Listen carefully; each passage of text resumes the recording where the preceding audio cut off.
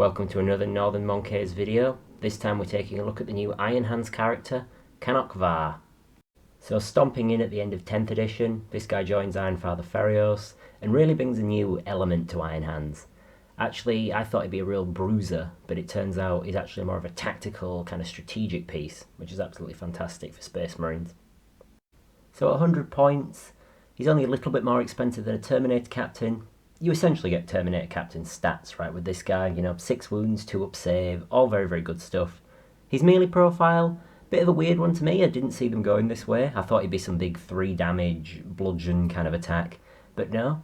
He's basically got a power fist, or he can do a sweep attack, where he can kill a load of little guys. The sweep attack's still AP2.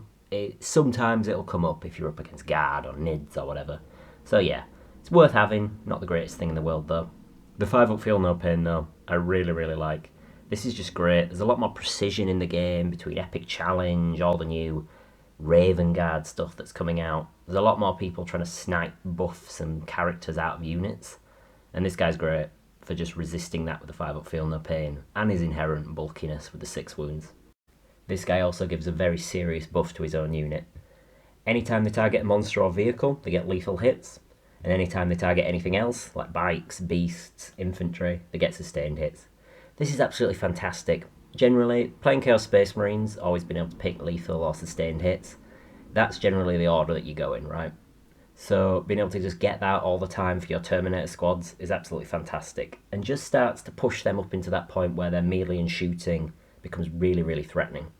Terminators previously in the edition, with only having strength 8, they've kind of been slated for they can't really hit vehicles very well. But now you can. With those lethal hits, you're surprised how much you can get through. Especially if you're already hitting on 2s because of Oath of Moment and the like. Just absolutely fantastic. And the difference between a squad of Terminators with, say, their 3 Power Fist attacks each versus a squad of Terminators that hit on 2s because of Oath of Moment, 4 rerolls to hit and sustained hits and +1 to wound. Marines have gotten to the point where they have so many buffs lying around that this just stacks on top of that to make them even stronger. In terms of who this guy's leading, your first option is the Assault Terminators. Now I really like these guys with the Thunderhammers and the Storm Shields. I just think the Thunderhammer's a better weapon and you're getting the 4 extra wound. 4 wounds on a guy, pretty good. Now, this guy giving them sustained hits in melee versus infantry, it really lets those Thunderhammers kind of get over the edge in terms of just wiping out entire units of infantry. It's very, very good. The sustained hits, you stack up those more and more hits, more devastating wounds. If you sort of talk about a unit of Thunderhammer Terminators just going into a normal target, it's just a bit underwhelming. Hitting on 4s, no real buffs there. They might even struggle to wipe out, say, a unit of Intercessors. It's just a bit embarrassing. Whereas if you've got Caanok Var in them, if you get Oath of Moment going on them, all of a sudden, you're hitting on 4s, but full rerolls, sustained hits. Oh, now you've got +1 to wound as well, so you'll just start tearing up entire big squads, entire vehicles. Just really, really good. And yeah, you can't underestimate the value of the sustained hits on these guys' hammers. They're a powerful weapon. I actually do really like, though, just the standard bolter Terminators. You put rockets on the back of one of them, and all of a sudden you're firing out, if you're in rapid fire range, over 30 shots between an average blast weapon. You're absolutely clearing out any infantry that you can get a line of sight onto. And you really threaten vehicles. I've had scenarios where they're firing into 3-up save vehicles, like Lancers, Predator tanks, etc. And it's oh yeah, you've got lethal hits versus them with all those Storm Bolters, and you've got the crack missiles firing off into them. And just through the sheer amount of lethals and any rerolls from Oaths, these guys are hitting on 2s. You're just going to do a lot of chip wounds through, which then allows you to very easily finish off vehicles in melee. It's just a very, very good thing to have, especially with Caanok Var's detachment giving him access to double Oath. We'll talk about that detachment some other time though. And of course, being an epic hero, Caanok Var gets a second ability. And this second ability is kind of 2 abilities anyway. So the Cerberus logic engine, part of it is you get to pick one of your infantry units and you give them Scout 6. This is really, really good. Scout is such a valuable ability to have, right? You get to do it after you know who's going first. It lets you it's a better redeploy than a redeploy if you ask me. It's very, very good. But who are you going to use it on? So at the start of the edition, I used to play Ironfather Ferios in a big brick of aggressors in a Vanguard detachment. And that was really, really strong just because of all the defensive buffs they have. Now with the points increases, not so good anymore. But I was sort of like, oh yeah, this guy'd be amazing in that new Shadowmark Talon. You know, they've got an infiltrating enhancement. You could have an infiltrating Scout 6 big melee squad. Unfortunately, James Workshop saw this coming, and you can only put Raven Guard characters in that detachment. So that sucks. But you could still try playing this guy out in the old Vanguard Spearhead detachment. You know, they've got this blade-driven deep, let you infiltrate up a big, scary melee threat, and then give it Scout 6, so you've either got more aggression, or you're able to keep that safe. Something to think about, and maybe something I'll experiment with. One of my favourite targets for this is the Lieutenant with Combi Weapon. This guy already has all the movement tricks in the books, so being able to also give him Scout 6 is just absolutely fantastic. If you think about it, you're playing against something like World Eaters or the like, and you're like, oh, I want to block their scouts off. Oh, well, I'm going to infiltrate this guy up, and now he's stopping them from being able to move forward, being able to infiltrate up, whatever the shenanigans, whatever army's trying to pull. Now, but your opponent goes first. Oh, well, even with his 9-inch reactive move, this guy's kind of out in the wind. He's going to get chewed up by something in melee.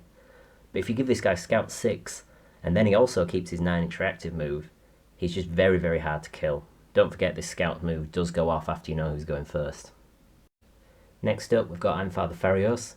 This guy is a bit of a beast on his own, but he also gives his unit a 5-up feel no pain. Now you can make some crazy stuff with this, you know, aggressors, eradicators, those massive T6 stuff, all really, really tough and hard to dislodge. And with the Scout 6 on them, it just makes them a lot more flexible, a lot easier to get into position and kind of harder for your opponent to avoid. You can even deploy them a bit aggressively, hoping to be able to get like an easy move, turn one off. Oh, you go second and they're all going to get shot to pieces. Well, scout back behind a ruin. Just make sure you leave room for them. These guys are big units. Or alternatively, you can just have this guy with a big brick of heavy intercessors. Those guys are criminally undercosted right now in terms of their durability to points. They have a lot of OC. These guys in your army, it gives them even more OC. So you can just be on those objectives like turn one. You know, you scout up, then you move and do a bit of shooting. And all of a sudden your opponent's just looking at a massive unit of T6, 3-up, 5+ feel no pain, loads of OC. It'd just be a great way of holding primary. Last choice, Judiciaire and his Blade Guard. Now these guys are great. They've sort of been popular all edition. You see them all over the place. Black Templars, Gladius, Stormlance. They're a great piece. Threat and heroic interventions, that fight first, the decent melee from all the Blade Guard. That's good, but it's even better if they've got manoeuvrability. You notice all those detachments, give them access to manoeuvrement shenanigans. This guy though, with Scout 6, it just makes them that bit more aggressive, that bit more able to get up, take objectives, kind of threaten your opponent, be able to get into position to heroically intervene and respond to your opponent. So it's just a very strong unit to have this flexibility on. And the back half of this logic engine ability, you basically, after both players have deployed, you get to redeploy one of your units. Now this can be anything in your army, it doesn't have to be infantry like the Scout's ability. And yeah, this is just great. You basically, what you could do for example is take this guy and his Terminators and just, oh, for my first drop, I'm just going to plonk them right out in the open, in the middle of the battlefield, and just, you know, let your opponent see them there. Maybe be a bit confused by that, but you know you've got the redeploy. You can tell your opponent that, of course. But basically, this just gives you one more drop, as you and your opponent are alternating activations. If you're playing this guy with Terminators, your army can get a bit elite. So being able to know exactly where your opponent's going and what they're setting up, really, really nice. And then basically, once everyone's deployed, you just go, right, back up in strategic reserves, these guys are going to deep strike. It's great. And that's the basic use for it that you're always going to get value out of. Or secondly, you can deploy a big unit of your infiltrating. You know, you've got that Lieutenant with Combi Weapon, you've got Scouts, whatever you need. And you basically, if you get to deploy before your opponent, you just put these down in a big long line, blocking your opponent from being able to infiltrate their own units, from being able to scout up towards you. That's great. And then you're like, oh, well, they would usually die turn one, but not anymore. I'm just going to put them back into reserves, or I'm just going to redeploy them somewhere safer. You know, it can be anywhere on the battlefield. But before you know who's going first, you at least get to deny your opponent their own ability to infiltrate and do it safely without sacrificing one of your important scoring pieces. So that's really, really good. And the final use for this is just being able to use your own infiltrators kind of more aggressively and block off enemies who are trying to stop your Scout 6 target. You know, the first half of this ability lets you give anything Scout 6. Well, now you'll be able to keep that safe, but then also keep the unit you're using to keep that safe. I don't know. It's just really good. And this guy has so many tricks. it's just great to be able to like use them and think about them and all the different applications for them. There's definitely some word where this guy is good in the Vanguard detachment. Just got to figure that out.